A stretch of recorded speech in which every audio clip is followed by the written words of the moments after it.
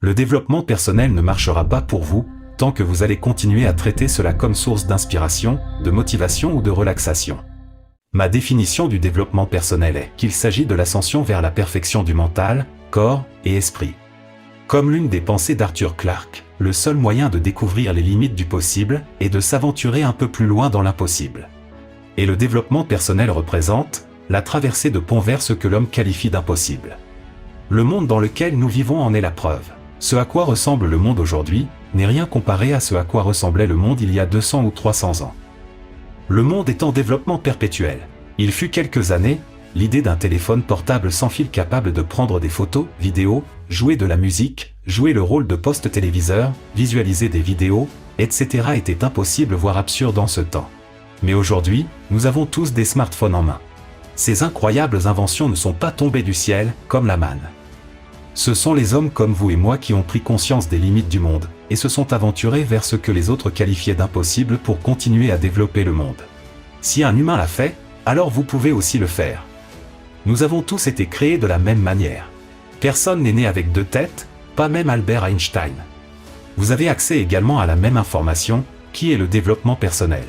Si vous ne parvenez pas à profiter des bienfaits du développement personnel et démarrer votre ascension vers la perfection, c'est tout simplement parce que vous vous y prenez mal.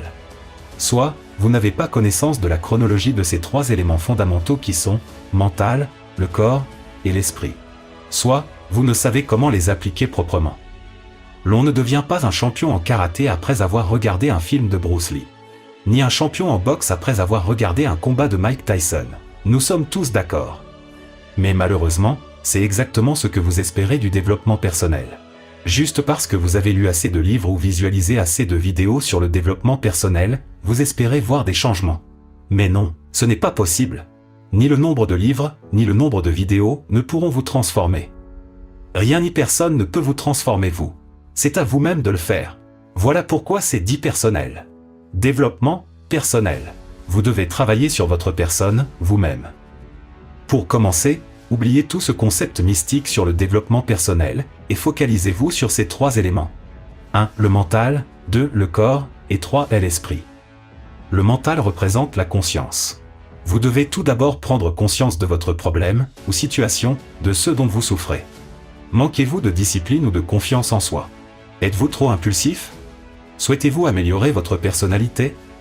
Que espériez-vous de vous? Comme le dit la citation de Dean Ornish, la prise de conscience est la première étape de la guérison. Vous devez prendre conscience de tout ce qui freine ou limite votre personne, pour pouvoir vous en guérir et devenir une meilleure version de vous-même. Une fois le mental activé et la prise de conscience faite, vous devez passer à l'action. Comme le dit la citation de Phil McGraw, la prise de conscience sans l'action n'a aucune valeur. Et pour passer à l'action, vous avez besoin de votre corps pour pouvoir opérer des changements.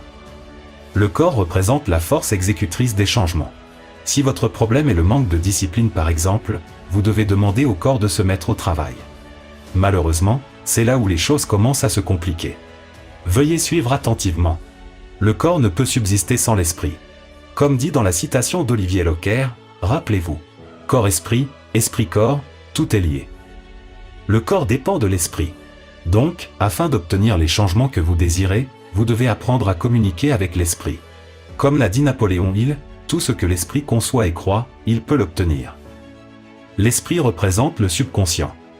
Le subconscient est ce que l'on qualifie d'instinct ou de réaction automatique du corps. C'est également ce qui définit notre personnalité, le qui nous sommes vraiment. Et si le subconscient reflète qui nous sommes, c'est-à-dire notre vraie nature, alors vous comprenez que cela ne sert à rien de forcer le corps au changement.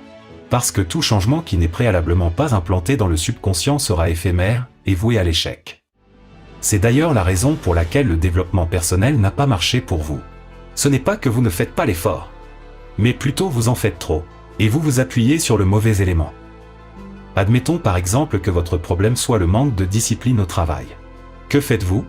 Vous forcez le corps à se mettre au travail comme une horloge tous les jours, sans relâche, espérant qu'il finisse par prendre l'habitude. Oh, les premières semaines vous êtes content. Vous dites ça marche. Mais à la longue, votre vraie nature commence à prendre le dessus petit à petit.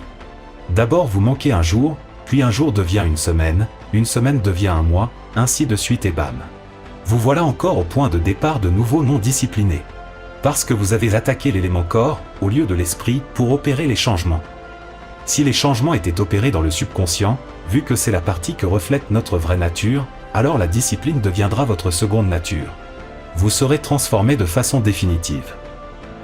La chronologie des 3 éléments fondamentaux du développement personnel est bel et bien mental, corps, puis esprit. Mais la mise en application de ces éléments pour le changement de votre personne ne suit pas le même ordre. Comme dit dans la citation de Nathaniel Branden, le premier pas vers le changement est la prise de conscience. La deuxième étape est l'acceptation.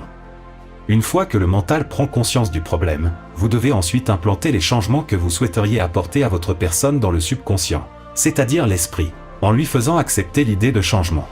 Comme le dit la citation de Joseph Murphy, une fois que le subconscient accepte une idée, il commence à l'exécuter. Et c'est le corps qui mettra à exécution ces changements. Vous devez donc avoir une conversation sérieuse avec votre subconscient afin que le corps puisse passer à l'action. Je parie qu'à ce niveau vous vous demandez comment communiquer avec votre subconscient. Il y a une citation de Clement Stone qui dit « On agit sur le subconscient par la répétition verbale ». C'est aussi simple que ça. C'est d'ailleurs l'une des raisons pour laquelle la psychologie est basée sur la communication verbale. Devenez votre propre psychologue. Parlez à vous-même. Si nous prenons toujours le manque de discipline comme votre problème par exemple, dites à vous-même pourquoi vous pensez que c'est important que vous changiez. Acceptez les torts que vous cause le manque de discipline dans votre vie. Imaginez-vous en train d'opérer les changements.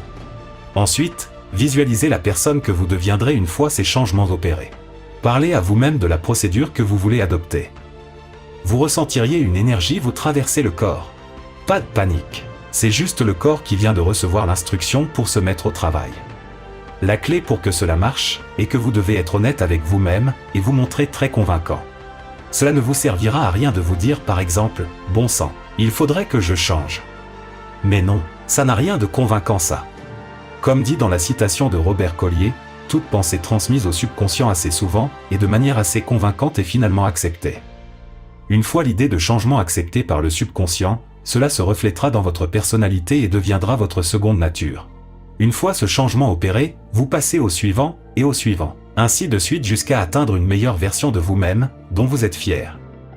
Voilà comment vous pouvez appliquer les 3 éléments pour développer votre personne et atteindre la perfection. Profitez donc de tous les bienfaits du développement personnel, afin de redessiner votre personne et devenir maître de votre destin. Nous allons conclure avec une belle citation de Napoléon Hill qui dit « La raison pour laquelle l'homme peut devenir le maître de son propre destin est qu'il a le pouvoir d'influencer son propre subconscient. » Merci pour votre temps, mes sincères salutations à vous, et à très bientôt.